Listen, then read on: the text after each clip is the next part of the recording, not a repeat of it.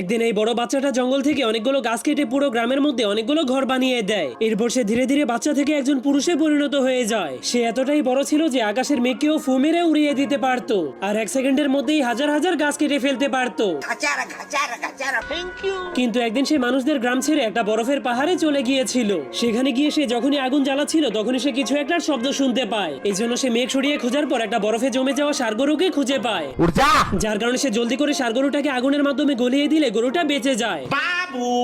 এই জন্য তখনই তাদের দুজনের মধ্যে বন্ধুত্ব হয়ে যায়। কিন্তু এরপর থেকে তারা দুজন একসাথে মিলে পৃথিবীর সব জঙ্গলগুলোকে কেটে ফেলতে শুরু করে। কিন্তু জঙ্গল কেটে ফেলার কারণে মাটি শুকিয়ে পৃথিবীতে খরা শুরু হয়ে যায়। এই জন্য তারা দুজন মিলে পৃথিবীকে বাঁচানোর জন্য পানি খুঁজতে চলে যায়। এরপর সে ষাঁড় গরুটাকে একটা বেকাতারা নদীর সঙ্গে বেঁধে সামনের দিকে যেতে বলে। এই জন্য ষাঁড় গরুটা সামনের দিকে যেতে শুরু করলেই সেই বেকাতারা নদীটা একদমই সোজা হয়ে যায়।